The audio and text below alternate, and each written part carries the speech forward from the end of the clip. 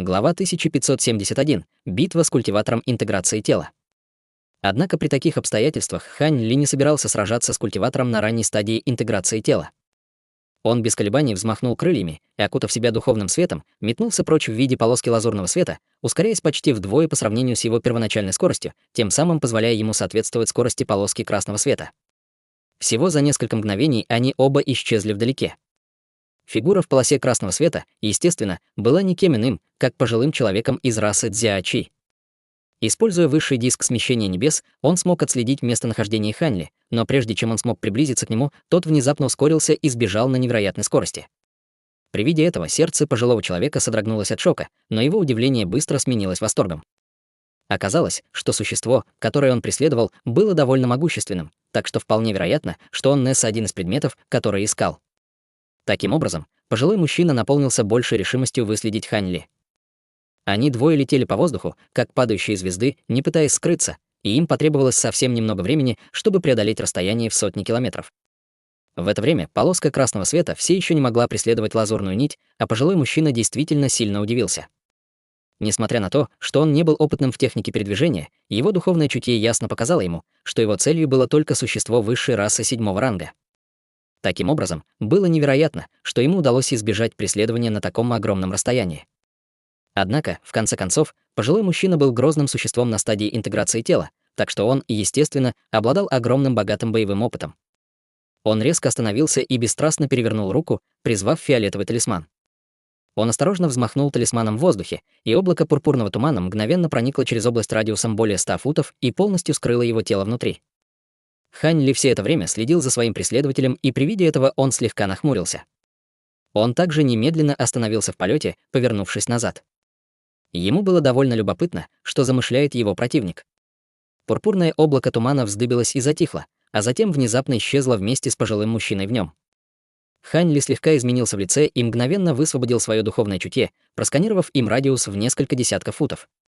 Однако ему не удалось найти пожилого мужчину, как будто он действительно полностью исчез. С мрачным выражением на лице Хань Ли сделал печать заклинания, активируя свои глаза духовного прозрения. Однако даже со способностями его глаз он все еще не мог выследить пожилого культиватора. На этот раз сердце Хань Ли действительно ушло в пятки. Существа стадии интеграции тела были чрезвычайно устрашающими противниками, поэтому потеря одного из них из виду в битве могла оказаться смертельной. Помня об этом, Хань Ли немедленно бросился бежать прочь в виде полоски лазурной нити. Он не знал, где скрывается его противник, но оставаться в этом месте слишком долго, естественно, было бы для него чрезвычайно опасно. Однако, если его противник бросится в погоню, то Хань Ли был уверен, что ему придется раскрыть себя. Таким образом, лазурная нить пронеслась по воздуху, преодолев расстояние более 1000 футов всего за мгновение и быстро исчезла вдалеке. Летя по воздуху, Хань Ли продолжал осматриваться по сторонам, сохраняя при этом способность своих глаз духовного прозрения. Спустя несколько мгновений он, наконец, кое-что обнаружил и приподнял бровь в ответ на это открытие. Чрезвычайно глубоко под землей, в нескольких километрах позади него, беспрепятственно путешествовала фиолетовая человекоподобная фигура. Это был никто иной, как пожилой мужчина из расы Цзяочи. Он использовал какую-то способность, которая позволила ему мгновенно зарыться в землю на несколько сотен футов, и Хань Ли сначала не заметил его из-за доли секунды самоуверенности. Однако то, что пожилой мужчина оставался таким расплывчатым и нечетким даже перед лицом глаз духовного прозрения Хань Ли, указывало на то, что он использовал весьма необычную технику сокрытия. Более того, пожилому человеку не только удалось спрятаться под землей, но и он двигался под землей даже быстрее, чем когда летел в воздухе. Почва ему не только нисколько не мешала, но оттуда постоянно вылетали пятнышки желтого света, которые впрыскивались с его тела, увеличивая его скорость. Несмотря на то, что Хань Ли уже летел так быстро, как только мог, пожилой человек все еще медленно догонял его. Хань Ли был довольно удивлен этим открытием, но совершенно не собирался останавливаться. Тем временем пожилой мужчина, пробивающийся сквозь землю, был разочарован. Он думал, что его исчезновение вызовет панику в сердце Хань Ли, и даже если он решит бежать с места происшествия, он постепенно замедлится или даже временно остановится. Тем не менее, Хань Ли сбежал без колебаний, и даже после столь долгого полета он все еще не сбавлял скорости. Это было довольно неожиданно для пожилого человека. Он был уверен в своих способностях к сокрытию, поэтому, по его мнению, не было никакого способа, чтобы существо с гораздо более низким уровнем культивации смогло видеть его своим духовным чутьем. Исключением могло быть то, что обладал какой-то духовной способностью, но вероятность этого была настолько мала, что практически ничтожна. Видя, что Хань Ли не попался на его уловку, пожилому мужчине не оставалось ничего другого, кроме как продолжить преследование с помощью своей техники земляного передвижения.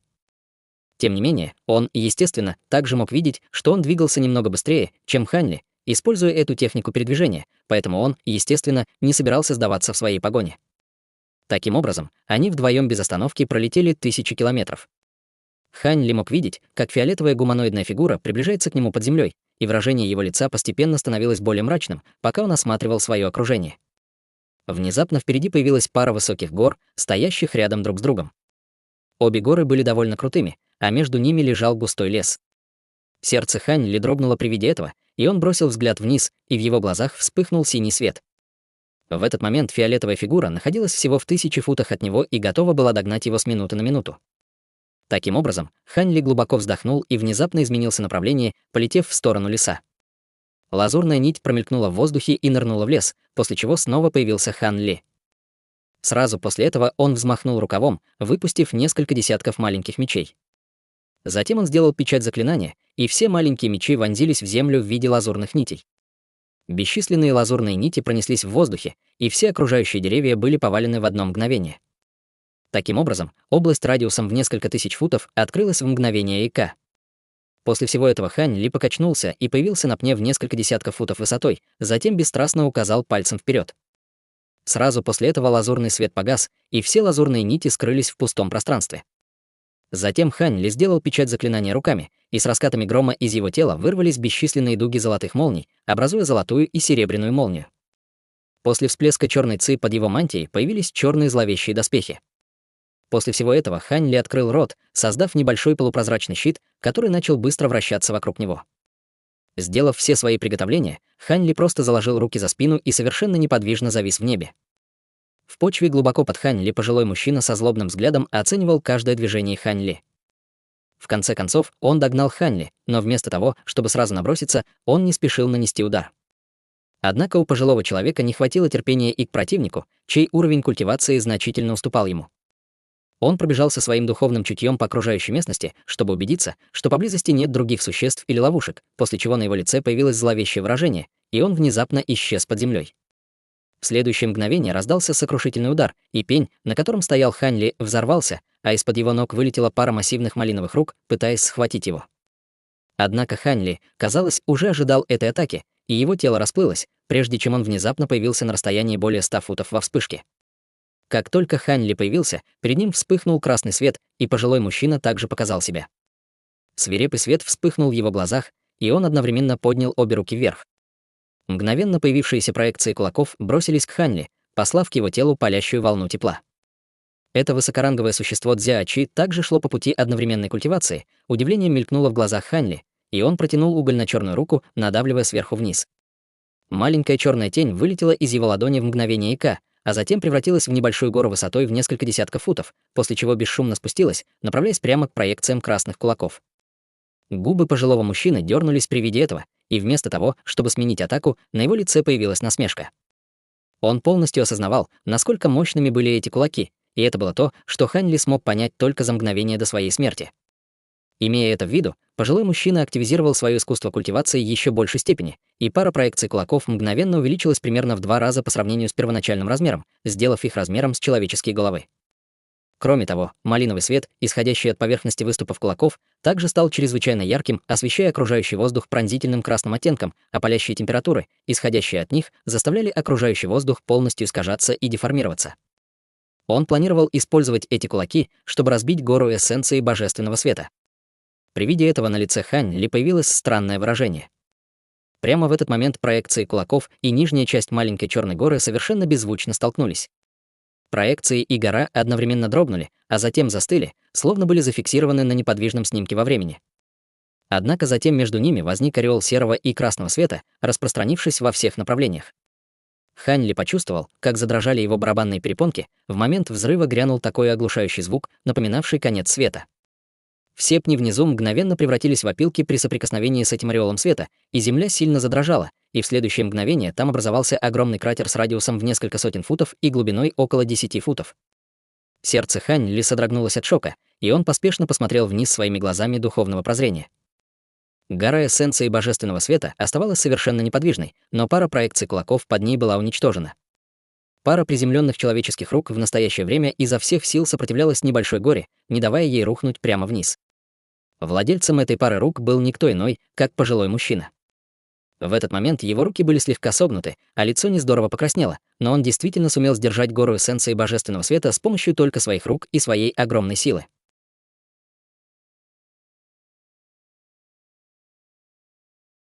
Глава 1572. Огонь бьет дерево. Хань Ли был удивлен увиденным, но его тело сразу же качнулось, после чего он внезапно появился на вершине небольшой горы, постучав по ней кончиками пальцев ног.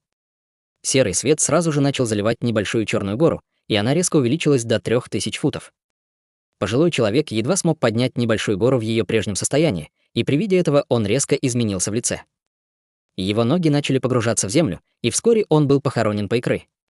Это было признаком того, что одной силы пожилого человека было недостаточно, чтобы удержать гору, что заставило его передать часть силы земле под ногами.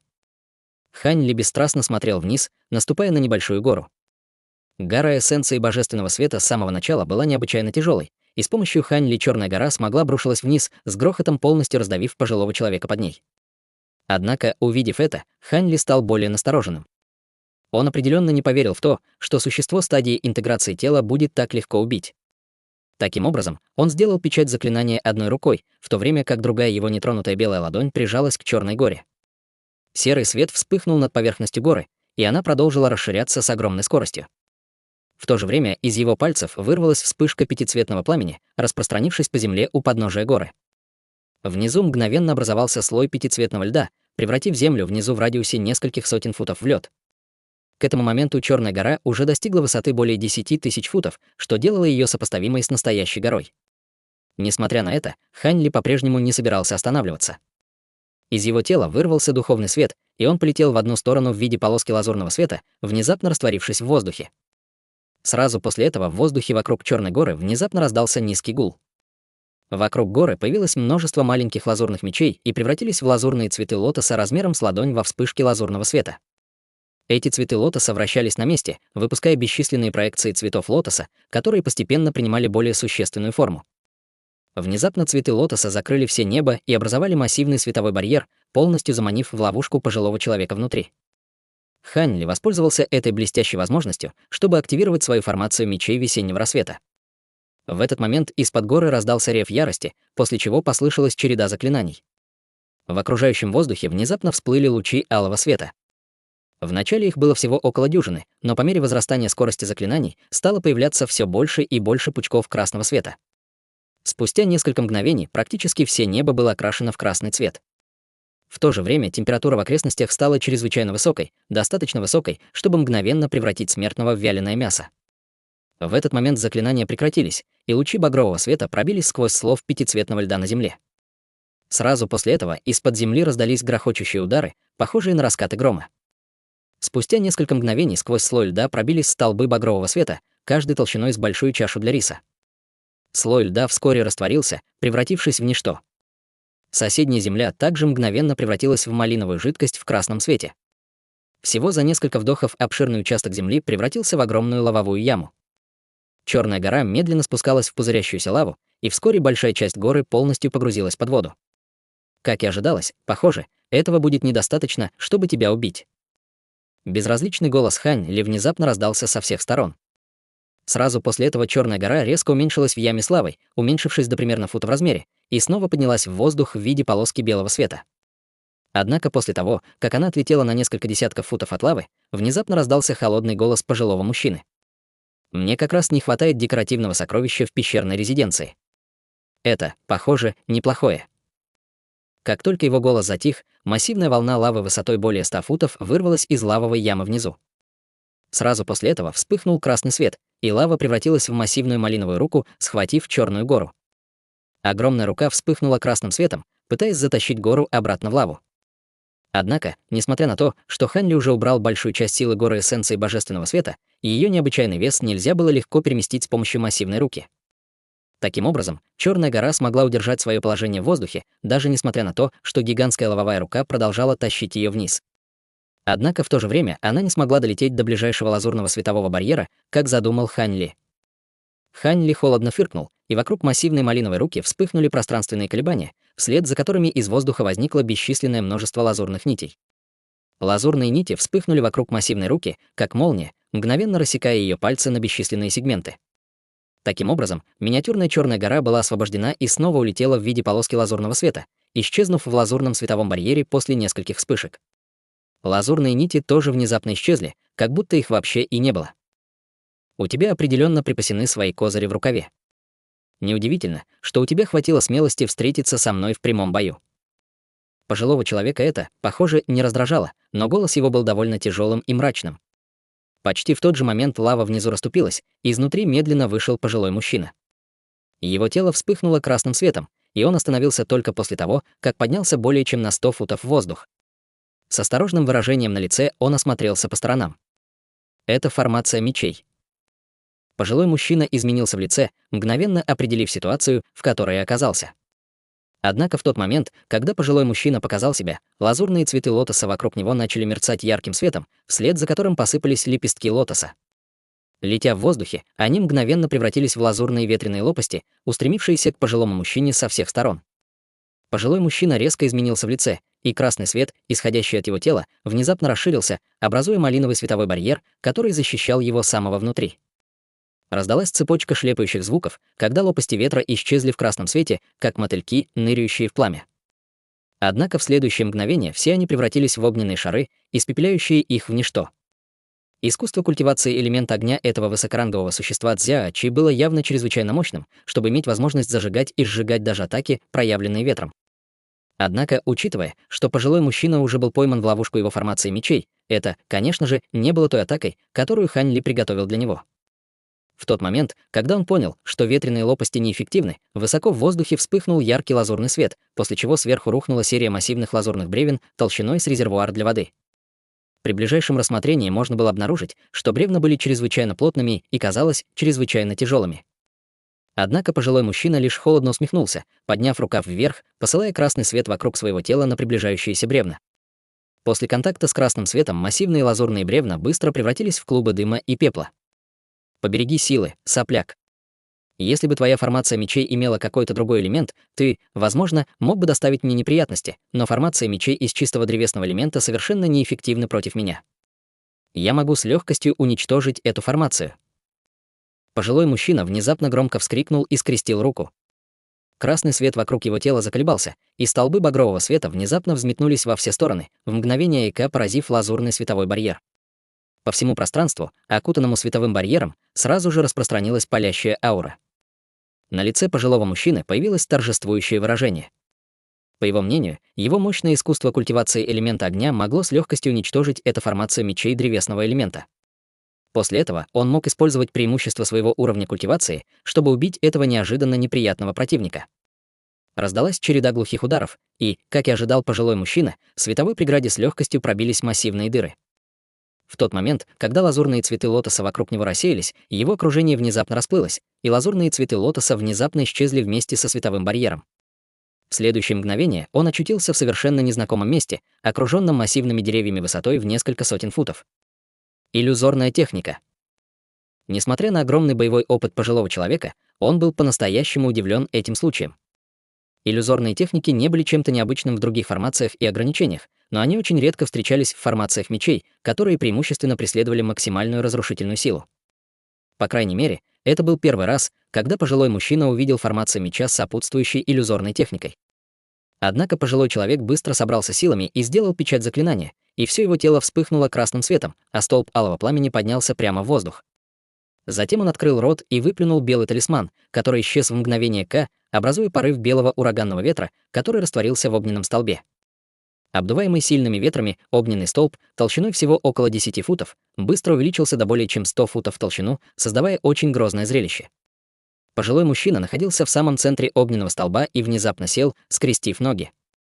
В то же время над его головой вспыхнул красный свет, и появилась массивная проекция зловещего зверя, полностью покрытая алой чешуей. Как только проекция появилась, к пожилому мужчине сразу обратилась вся первозданная мирская ци, находившаяся поблизости. Из гор, лесов и растений в радиусе нескольких десятков километров начали появляться пятицветные световые шары размером с горошину. Все они в безумстве хлынули к формации мечей, как будто их что-то вызвало. Сверху посыпались бесчисленные пятнышки света, но их тут же остановили полосы лазурного меча Ци, вырвавшиеся из формации. Столкнувшись с Ци меча, эти пятнышки света взорвались, образуя облака пятицветного тумана, но пятнышек света было слишком много, чтобы разобраться со всеми ними. В считанные секунды туман, возникший в результате взрыва этих пятнышек света, стал вязким, как жидкость, тем самым значительно замедляя полосы Ци меча и делая их намного более медленными. Почти в тот же момент пожилой мужчина выпустил огромный огненный столб, который также начал сеять хаос в формации мечей. Бесчисленные массивные бревна, сыпавшиеся сверху, превратились в дым и пепел, не имея возможности оказать какое-либо сопротивление. Эти бревна были всего лишь проекциями, но они были проявлены из чистой духовной силы элемента дерева в летающих мечах. Независимо от того, были ли эти бревна настоящими или нет, они никак не могли противостоять таким яростным атакам элемента огня. Внезапно окружение вокруг пожилого мужчины расплылось, и он снова оказался в реальном мире.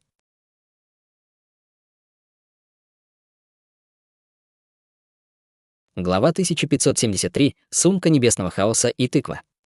Хань Ли прятался в формации меча, и его сердце слегка дрогнуло при виде этого. Как и ожидалось от культиватора на стадии интеграции тела, даже когда он оказался в ловушке внутри формации мечей, он все еще мог использовать большое количество первозданной ци, чтобы оказать сопротивление формации мечей. Однако это было также связано с большим несоответствием между их уровнями культивации. В противном случае, если бы Хань Ли также находился на стадии интеграции тела, он мог бы легко рассеять собранную первозданную мирскую ци в направлении формации мечей. В конце концов, рассеять первозданную мирскую ци было куда проще, чем призвать ее.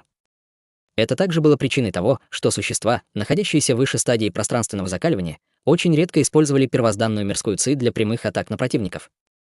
Даже если бы они попытались это сделать, это был бы довольно трудоемкий процесс, и если бы у противника был аналогичный уровень культивации, он мог с легкостью вырвать контроль вызванной первозданной мирской ци. Таким образом, единственная причина, по которой кто-то решал использовать призыв первозданной мирской ци, это активация какой-то мощной способности, или у него закончилась магическая сила, тем самым вынуждая собирать альтернативные источники энергии. При таких обстоятельствах было бы лучше иметь помощника, который мог бы раскрыть способность или владел определенным искусством культивации, которое могло бы позволить им призвать первозданную мирскую ци. В результате этого другим было бы трудно ее рассеять.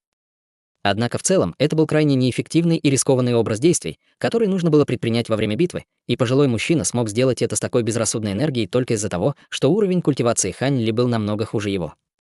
Таким образом, Хань Ли, естественно, был очень разочарован этим развитием событий. Тем не менее, Цин Юаньцзы смог сражаться с существами стадии интеграции тела, будучи на стадии пространственного закаливания, поэтому он, естественно, подготовил контрмеру против атак со стороны первозданной мирской ци. Хань Ли выдохнул, быстро взмахнув 10 пальцами в воздухе, создавая одну печать заклинания за другой в свою формацию мечей. Из-за сжатия первозданной мирской ци снаружи и столба пламени внутри, лазурный световой барьер беспорядочно мигал, и полоски ци меча, вплетенные в плотный пятицветный туман, также исчезли в унисон. Сразу после этого световой барьер увеличился и уменьшился, после чего лазурные цветы лотоса внутри внезапно распустили свои лепестки и стали неистово вращаться на месте.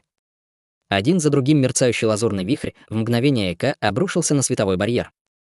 Вязкий туман первозданной мирской ци всасывался в эти водовороты с большой скоростью, и примерно 1/10 его часть была поглощена формацией меча в мгновение эка. Таким образом, колеблющаяся формация мечей снова стала очень стабильной.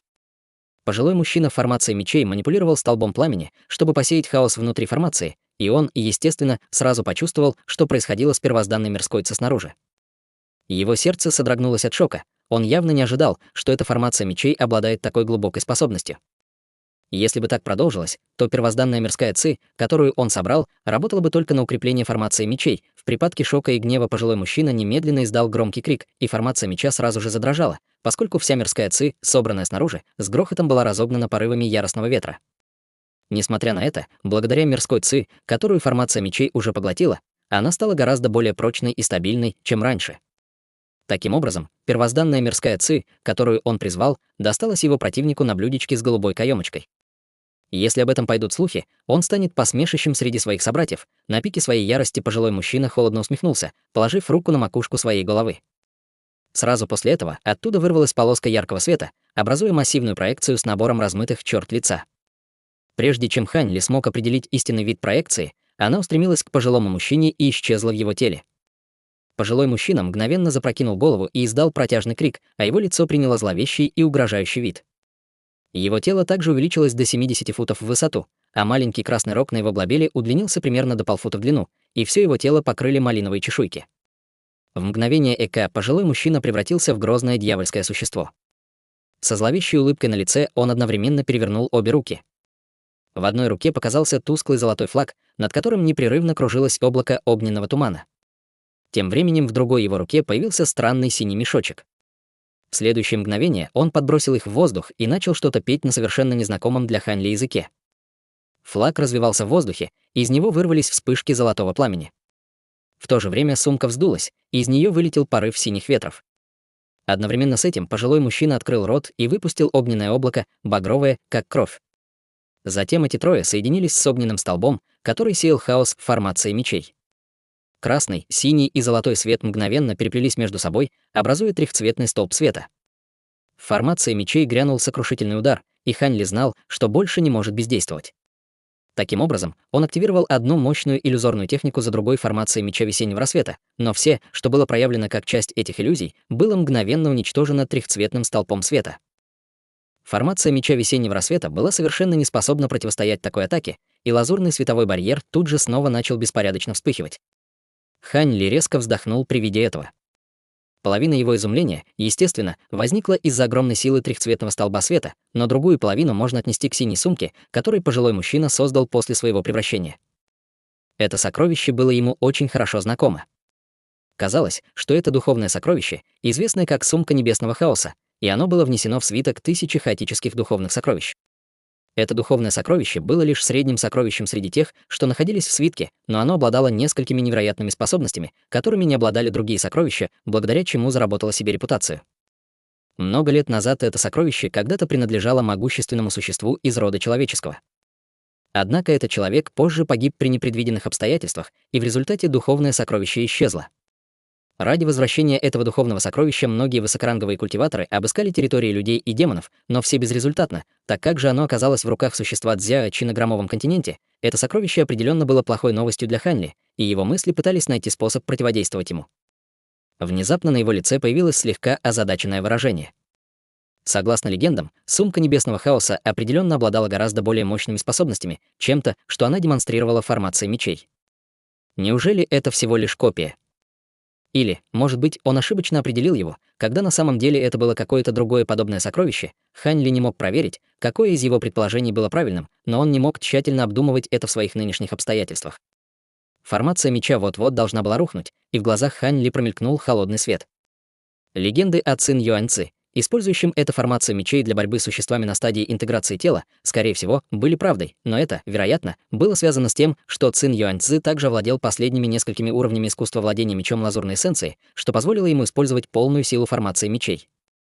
У него также был набор усовершенствованных мечей лазурных облачных бамбуковых мечей, но техники культивации, которые он использовал, не были подготовлены для этой формации мечей, поэтому он не мог раскрыть способности козырной карты, которыми обладала формация меча.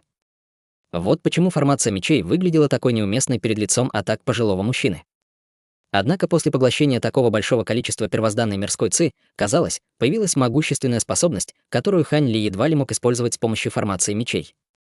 Глаза Хань Ли вспыхнули, и в голову ему внезапно пришла мысль. Эта способность действительно была очень мощной, но независимо от того, оказалась ли она эффективной или нет, сама формация меча, скорее всего, мгновенно рухнет после этого. Однако у Хань Ли не было другого выбора, кроме как попробовать это при таких обстоятельствах. Если способность действительно окажется неэффективной, ему придется использовать свои 12 пробуждающих трансформаций, чтобы вовлечь своего противника в битву. В худшем случае у него все еще оставалось несколько типов талисманов и его золотых прожорливых жуков в качестве туза в рукаве. Таким образом, Хань Ли оставался довольно спокойным на протяжении всей битвы с существом на ранней стадии интеграции тела. В следующее мгновение Хань Ли начал что-то повторять, и в формации мечей произошла невероятная сцена. Лазурный световой барьер в воздухе наверху внезапно расплылся, после чего появилась похожая на виноградную лозу растение, нырнувшее в световой барьер. Появившись, она была всего в несколько дюймов в размере, но выросла прямо на глазах, за считанные секунды увеличиваясь до нескольких десятков футов в длину. Затем виноградная лоза немедленно начала цвести и плодоносить, образовав небольшую зеленую тыкву прямо на глазах изумленного пожилого мужчины. Тыква была размером с человеческую руку и выглядела совершенно приземленной. Однако в следующее мгновение лазурные цветы лотоса внутри светового барьера задрожали, выпустив бесчисленное количество мечей длиной в дюйм прямо в тыкву. Сразу после этого на поверхности тыквы появилась эмблема лазурного меча. Первоначально эмблема была едва заметна, но когда огромное количество пятицветного света проникло в тыкву, эмблема внезапно стала чрезвычайно четкой и начала мигать пятицветным светом. Пожилой мужчина не знал, что это за способность, но, естественно, его весьма тревожили сцены, разворачивающиеся у него на глазах. Таким образом, он мгновенно сделал хватательное движение к тыкве, и столб трехцветного света в формации мечей превратился в массивную трехцветную руку и метнулся к тыкве с разрушительной силой. Если бы тыква была действительно обыкновенной, тогда грозной трехцветной руке не пришлось бы даже прикасаться к ней, прежде чем вся лоза превратилась в ничто. Прямо в этот момент Хань Ли внезапно произнес слово «разрез» безразличным тоном, находясь со своей точки обзора в воздухе. Тыква стала вращаться на месте, и вокруг нее хлынул свет, вслед за которым в мгновение Эйке вырвался световой меч длиной около фута. Меч беспорядочно вспыхивал пятицветным духовным светом, а вокруг него парили руны разных размеров. В тот момент, когда световой меч был взорван, и тыква, и виноградная лоза растворились в пятнышках духовного света. Тем временем световой меч в мгновение Эйке увеличился до 10 футов в размерах, а затем беззвучно пронзил приближающуюся трехцветную руку, по-видимому, совершенно безвредным для него образом. Однако трехцветная рука внезапно разделилась пополам без всякого предупреждения, а затем взорвалась на фоне громкого грохота. Затем гигантский меч медленно изменил направление и нацелился на пожилого мужчину, в результате чего у него на лице мгновенно появилось тревожное выражение.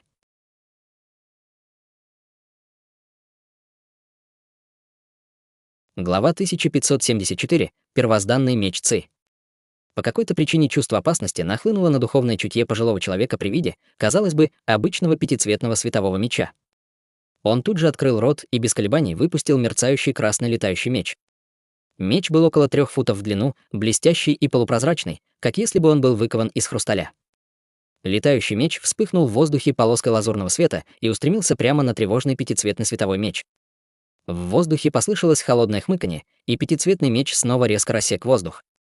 Полоска багрового света мгновенно вздрогнула и вернулась к своей первоначальной форме в виде летающего меча, а затем резко упала вниз.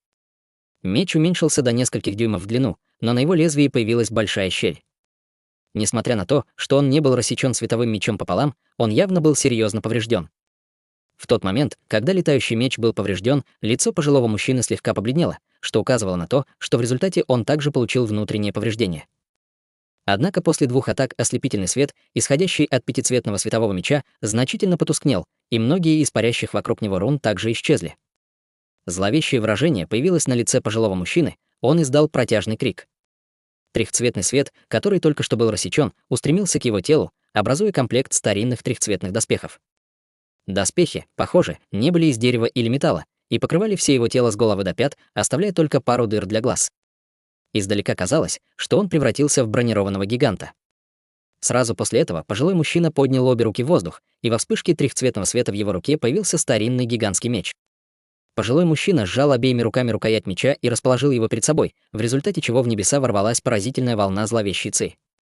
В то же время синяя сумка и золотой флаг спустились сверху, вращаясь вокруг пожилого человека в виде полоски синего и золотого света соответственно. Веки Хань Ли непроизвольно дернулись, и он посмотрел на него из своего укрытия за световым барьером.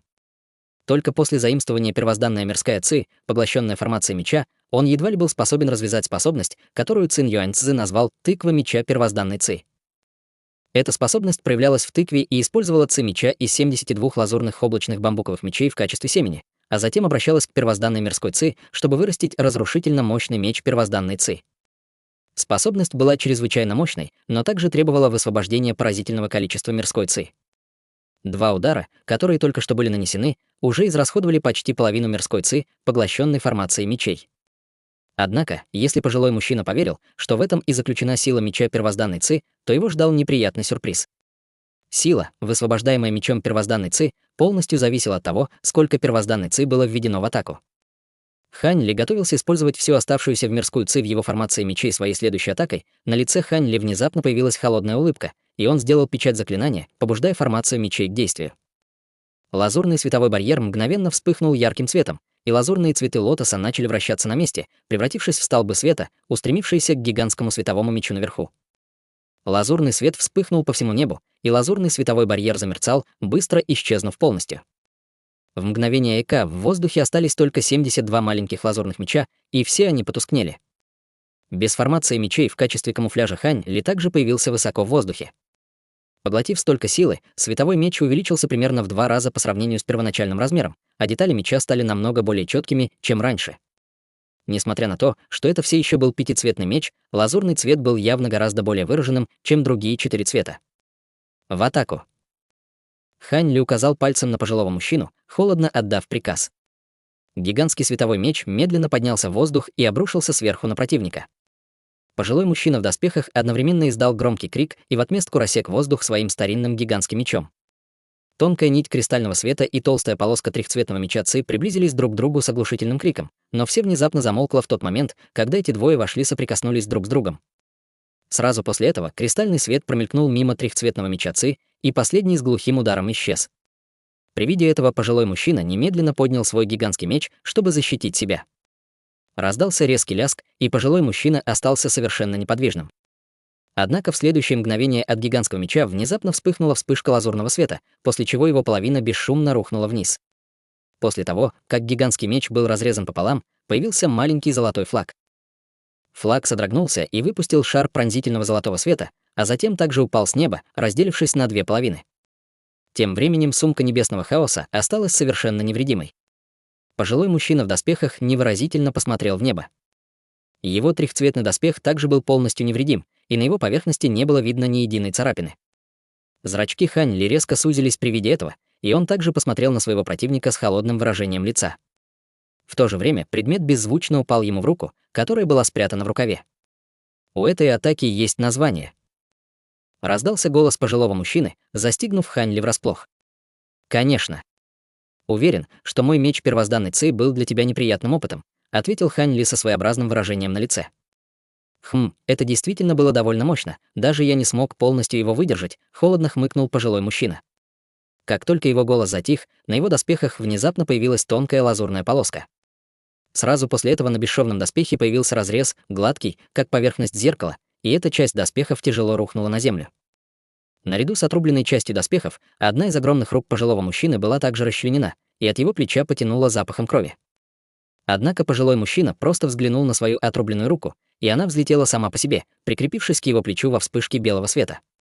Сразу после этого он распространил свою магическую силу внутри своего тела и сделал печать заклинания, после чего снова появился ослепительный красный свет, мгновенно подняв окружающую температуру до невероятной степени.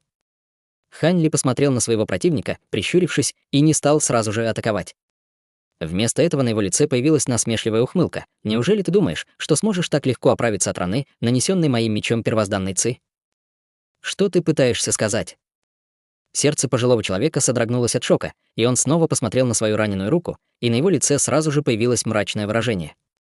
Кровь снова хлынула из его прикрепленной руки, хотя он был уверен, что всего мгновение назад она полностью зажила. «Хе-хе, как только ты попытаешься использовать свою магическую силу, рана снова откроется. Это настоящий ужас меча первозданной Ци. Ты хочешь сражаться со мной без какой-либо магической силы с этого момента или продолжишь сражаться со мной, пока твоя кровь не иссякнет?» Хань Ли усмехнулся, резко взмахнув рукавом. Мгновенно раздался громкий жужжащий звук, из его рукава вылетело несколько десятков золотых цветов. Как только они вылезли из его рукава, они тут же превратились в массивных жуков зловещего вида, размером около полфута каждый. Пожилой мужчина был чрезвычайно шокирован и разгневан словами Хань Ли, но ему удалось сохранить невыразительный вид. Однако это напыщенно мгновенно рухнуло перед лицом золотых жуков. Золотые прожорливые жуки. У тебя есть зрелые золотые прожорливые жуки. Впервые в глазах пожилого мужчины появился намек на страх. Однако Хань Ли даже не потрудился ответить, мгновенно сделав печать заклинания, после чего все золотые прожорливые жуки стремительно устремились к пожилому человеку. В то же мгновение из его тела вырвался ослепительный золотой свет, и все его тело покрыли золотые чешуйки. Затем из его глобели вспыхнул черный свет, и открылся угольно-черный демонический глаз. В то же время позади него внезапно появился золотой нимб, и в нем появилась проекция первозданного истинного дьявола. С раскатом грома из тела Хань Ли вырвалось бесчисленное количество дуг золотых молний, после чего он перевернул руку, и во вспышке серого света перед ним появилась гора эссенции божественного света. Тем временем он махнул рукой в сторону лазурных облачных бамбуковых мечей, и все они сошлись воедино, образуя форму гигантского лазурного меча длиной около 10 футов, который затем приземлился в его руках. После всего этого Хань Ли шагнул вперед с холодным выражением лица, преодолев расстояние более 100 футов за один шаг и направившись прямо к пожилому человеку внизу. Выражение лица пожилого мужчины стало мрачным при виде этого. Он посмотрел на свою руку, которая снова перестала кровоточить после того, как он применил регенерирующую способность, а затем взглянул на несколько десятков массивных золотых жуков, летевших к нему. В конце концов, он стиснул зубы и внезапно открыл рот, достав фиолетовый талисман. Талисман взорвался с глухим стуком, и облако пурпурного тумана проникло в воздух, полностью скрыв тело пожилого мужчины внутри. Хань Ли запнулся в воздухе, увидев эту знакомую сцену, и слегка нахмурился. Однако золотые прожорливые жуки продолжали двигаться вперед с целеустремленной свирепостью и в мгновение ока погрузились в пурпурный туман. Хань Ли тут же махнул рукавом в сторону пурпурного тумана, рассеивая его порывом свирепого белого ветра, но, конечно же, в тумане больше не было ничего. Синий свет вспыхнул в глазах Хань Ли, и он быстро перевел взгляд на землю внизу и внезапно издал отчетливый крик. Спустя несколько мгновений из земли вспыхнул золотой свет, и несколько десятков золотых прожорливых жуков вышли из земли и исчезли в его рукаве. Несмотря на то, что он использовал жуков совсем недолго, Хань Ли чувствовал, что почти половина его духовного чутья была израсходована. К счастью, его духовное чутье стало намного сильнее после перехода на стадию пространственного закаливания. Иначе он точно не осмелился бы выпустить сразу столько золотых прожорливых жуков. Используя способности своих глаз духовного прозрения, он смог установить, что пожилой человек уже сбежал на расстоянии почти 10 километров в виде фиолетовой тени под землей, по-видимому, действительно испугавшись сил Хань Ли.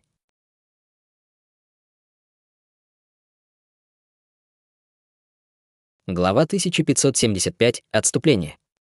Хань Ли смотрел на убегающую фиолетовую тень и не пытался броситься в погоню. Даже если он захотел преследовать своего противника, техника земляного передвижения пожилого человека все равно давала ему превосходящую скорость по сравнению с Хань Ли. Более того, Хань Ли также осознавал тот факт, что его оппонент, по сути, испугался его блефа. Он был поражен мечом первозданной Ци, что приводило к обильному кровотечению всякий раз, когда он пытался использовать свою магическую силу, что, очевидно, очень встревожило его. Вдобавок ко всему, широко известные золотые прожорливые жуки в сочетании с его огромной демонстрацией силы еще больше подорвали уверенность его противника в победе в этой битве, что привело к его бегству с места происшествия. На самом деле, если бы пожилой мужчина использовал свои техники передвижения, чтобы потянуть время, эффект меча первозданной Ци бы скоро исчез, а Хань Ли не смог бы продолжать использовать своих золотых прожорливых жуков. В таком случае победитель битвы все равно остался бы загадкой. Вот почему Хань Ли решил не выслеживать убегающего противника. Более того, даже несмотря на то, что он уже находился довольно далеко от города Зеленого Света, подкрепление из расы Цзяочи могло прибыть в любой момент. Это также было причиной того, что он нанес последний удар мечом первозданной Ци даже за счет формации мечей. По сравнению с угрозой, исходящей от пожилого человека, он больше опасался подкрепления расы Цзяочи. Пожилой мужчина исчез вдалеке, в то время как Хань Ли без колебаний спрятал свои сокровища и метнулся вперед в виде полоски лазурной нити. Однако он, естественно, улетал в другом направлении, и он также быстро исчез из поля зрения. Таким образом, лес, который был разрушен, снова стал мирным местом. Однако всего через 15 минут в небе вспыхнул духовный свет, и две полоски света быстро вырвались из города Зеленого Света. После нескольких вспышек они поднялись в воздух над лесом, после чего свет отступил, раскрывая пару человекоподобных фигур. Одним из них был пожилой мужчина, который только что скрылся с места происшествия и вернулся в свою первоначальную форму. Его спутником был никто иной, как другой культиватор стадии интеграции тела, входящий в их ряды, мужчина средних лет в серебряной мантии. Он действительно уже сбежал. При скорости этого человека он, должно быть, сейчас на расстоянии около 100 тысяч километров, сказал пожилой мужчина с разочарованным выражением лица, оценивая разрушенный лес внизу. Конечно, он уже сбежал. Только сумасшедший стал бы оставаться здесь. Он, должно быть, уже слишком далеко, чтобы высший диск смещения неба смог его выследить. Кроме того, мы уже использовали его сегодня один раз, и нам придется подожди как минимум 3 дня, прежде чем мы сможем использовать его снова. Мне довольно любопытно, как простой культиватор на стадии пространственного закаливания смог причинить тебе вред, брат Ту? Задумчиво спросил мужчина средних лет, глядя на массивный кратер на земле внизу. Услышав это, на лице пожилого человека появилось неловкое выражение, но оно быстро сменилось яростью, когда он взглянул на свое плечо. Я был слишком самоуверен и оказался в ловушке формации мечей этого человека. Формация мечей была чрезвычайно мощной, и с ней было трудно справиться. Вдобавок ко всему, он обладал несколькими могущественными способностями и сокровищами, так что у меня не было выбора, кроме как сбежать. А, кстати, у него также есть несколько десятков зрелых золотых прожорливых жуков. Что? Зрелые золотые прожорливые жуки. Поначалу мужчина средних лет оставался довольно спокойным, но при упоминании об этих жуках он резко изменился в лице. «Если бы не эти жуки, я бы не сбежал с поля боя», — сказал пожилой мужчина с горечью и обидой. Если у него есть несколько десятков этих жуков, то даже истинные существа святой расы будут опасаться этого человека в бою. Однако, если их меньше 100, тогда высокоранговые сокровища древесного или каменного элемента смогли бы задержать их на какое-то время. Мужчина средних лет, наконец, сумел прийти в себя через некоторое время. Хе-хе, если бы у него было более 100 зрелых золотых прожорливых жуков, я бы посоветовал тебе немедленно покинуть это место. Разве я бы осмелился вернуться сюда вместе с тобой? Пожилой мужчина усмехнулся с кривой улыбкой на лице. Перед лицом роя из 1000 зрелых золотых прожорливых жуков даже существа святой расы наверняка бы не выстояли. Я слышал, что рой зрелых золотых прожорливых жуков, насчитывавший десятки тысяч, однажды появился на Громовом континенте, и все 3 или 4 второстепенные расы поблизости были с легкостью истреблены роем жуков. В то время высшая раса использовала высшее небесное сокровище, небесный победоносный молот, чтобы разбить пространственный разлом и направить всех этих духовных насекомых в пространство за пределами мира духов. В противном случае они нанесли бы еще больший ущерб континенту, размышлял мужчина средних лет. В этот момент мужчине среднего возраста внезапно пришла в голову мысль, и он, резко изменившись в лице, спросил: «Но опять же, вырастить зрелых золотых прожорливых жуков чрезвычайно сложно. Это один из самых сложных видов духовных насекомых для разведения, и многие люди приложили огромные усилия, чтобы вырастить их, но безуспешно. Интересно, откуда взялся этот человек, который смог вывести сразу несколько десятков этих жуков? Неужели он член 13 небесных облачных рас?» Пожилой мужчина на мгновение задумался и покачал головой. «Нет. Мои сокровища не произвели на него никакой реакции, и я не смог точно определить, что это за существо по его внешнему виду. В этом случае у нас довольно много хлопот. Если нефритовая шкатулка у него, то ее будет очень трудно вернуть», — сказал мужчина средних лет, нахмурившись. «Сколько шкатулок ты нашел, брат Нин?» — спросил пожилой мужчина. «Мне удалось заполучить 2 шкатулки. Этот из древней звездной расы был довольно хитрым и пытался угрожать мне уничтожением шкатулки. К счастью, моя техника закаливания крови довольно хороша в скрытых атаках, так что я смог застать его врасплох и убить на месте». Сказав это, мужчина средних лет перевернул руку, и в его руках появились 2 одинаковые шкатулки, на поверхности которых были наклеены ограничивающие талисманы. Оказалось, что у большеголового существа все еще оставалось 2 нефритовых шкатулки, даже после того, как он раздал по одной Хань Ли и остальным. Пожилой мужчина кивнул и пошевелил рукавом, достав нефритовую шкатулку. Это была шкатулка, переданная зеленокожему существу. В этом случае у нас есть 3 шкатулки. Сколько коробок, по словам Хун Иня, было у древней звездной расы? Возможно, пожилой мужчина действительно забыл, или он просто просил подтверждения. Во всяком случае, он повернулся к своему спутнику, а затем поднял вопрос с пытливым выражением лица. 5 или 6. Информация, которую он нам прислал, тоже была не очень точной, немного помедлив, ответил мужчина средних лет. 5 или 6. Какое неприятное число. Это означает, что тот мужчина несет с собой как минимум 2 нефритовые шкатулки, вздохнул пожилой мужчина. Боюсь, что да. Вдобавок ко всему, он кажется довольно могущественным, поэтому Хун Инь, должно быть, пал от его рук. Мы не можем позволить ему сбежать. Выражение лица мужчины средних лет стало мрачным от осознания ситуации. Но теперь он полностью исчез. Как мы снова найдем его? Спросил пожилой мужчина. Очевидно, мы не сможем сделать это в одиночку, но не забывай, что большинство городов в этой области находится под контролем нашей расы. Мы можем связаться с несколькими ближайшими городами, используя наши талисманы 1000 расстояний, и попросить помощи в выслеживании этого человека. Люди, отправленные на его поиски, не должны быть очень сильными. Все, что им нужно сделать, это заставить его показать себя, и мы немедленно доберемся до него с помощью транспортной формации, предположил мужчина средних лет. Это, безусловно, стоит попробовать. Пожилой мужчина не возлагал больших надежд на предложенный курс действий, но он не мог придумать лучшего альтернативы, поэтому в конце концов все же кивнул в знак согласия. Сразу после этого пожилой мужчина пошевелил рукавом, и в его руке появилась зеленая каменная табличка. Затем он быстро начертил что-то на ней пальцем, оставив на поверхности полосы бледного золотистого текста. Несколько мгновений спустя пожилой мужчина закончил писать свое сообщение и положил на ее руку, в результате чего строки текста мгновенно исчезли во вспышке света. Сначала давай вернемся к боевому ковчегу. Звездная древняя раса установила в городе самодетонирующую формацию, но нашим сокровищам удалось обнаружить ее, и мы смогли отключить ее. Однако есть еще много других вещей, о которых нужно позаботимся. «Мы будем очень долго заняты», — сказал мужчина средних лет со слабой улыбкой. «Похоже, у нас нет выбора». Пожилой мужчина, естественно, не возражал, и они оба вернулись тем же путем, которым пришли, в виде двух полосок яркого света, которые быстро исчезли вдалеке. Хань Ли улетел на расстояние около 500 тысяч километров, и только после того, как он был уверен, что никакие существа Цзяочи не смогут его преследовать, он замедлился до своей нормальной скорости. После всего лишь длительного периода высокоскоростного полета даже Хань Ли почувствовал себя утомленным. Таким образом, он провел рукой по своему браслету для хранения, и пара зеленых камней тут же появилась в его руках. Это были два высокоранговых духовных камня древесного элемента. Камни духа такого ранга были довольно редкими, но в нынешней опасной ситуации Хань Ли не мог позволить себе быть скупым, поэтому он немедленно начал поглощать духовную силу из камней, держа по одному в каждой руке. К счастью, окрестности были чрезвычайно мрачными и пустынными. Хань Ли наугад выбрал гору, спустившись в ней, сел, скрестив ноги, под большим, но очень темным деревом, и начал восстанавливать свою магическую силу. Формация мечей весеннего рассвета действительно была необычайно мощной, но также требовала огромного количества магической силы. В частности, последний удар меча первозданной Ци был чрезвычайно истощающим. Таким образом, Хань Ли сидел на вершине горы под большим деревом, и никого другого в этом месте видно не было. Примерно через полдня Хань Ли восстановил большую часть своей магической силы.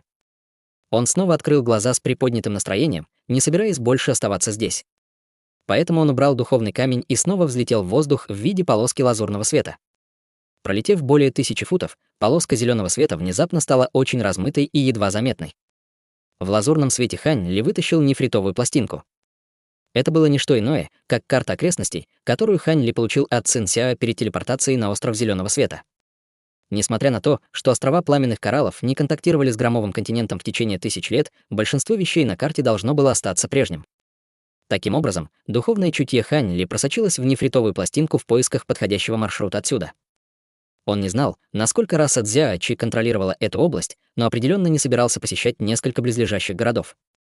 Вместо этого он планировал обойти все эти города и направиться к самому большому городу, который принадлежал к 13 небесным облачным расам в этой области, городу Золотых Доспехов. Стоит сказать, что этот город был расположен в чрезвычайно важном месте, поэтому это был не только самый большой город, принадлежавший к 13 небесным облачным расам в этой области, но и охранялся большим количеством элитных войск 13 рас. В то же время этот город также защищало много высокоранговых существ. Если он не ошибался, раса Цзяочи, скорее всего, планировала сначала уничтожить все близлежащие города, а затем атаковать город Золотых Доспехов. Помня об этом, Хань Ли посмотрел на солнце в небе, чтобы заново выбрать направление, а затем полетел в выбранную сторону.